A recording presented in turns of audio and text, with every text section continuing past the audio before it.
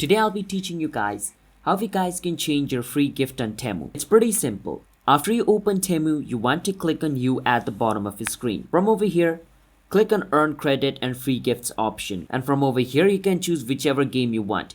Let's say I go for 5 free gifts. I'm going to click on Get Now, and then it's going to take me to this page.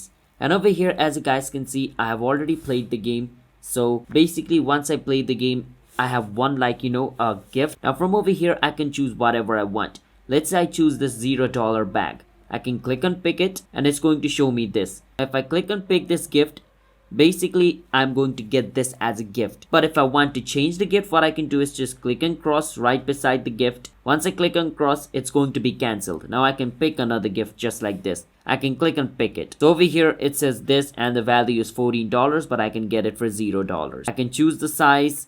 Once I do that, I can click on pick the gift and the gift will be picked, as you guys can see. Congrats, your first favorite picked, as you guys can see. And just like this, it's going to show me I have won this gift. So let me just finish this real quick. Now I can pick my second gift.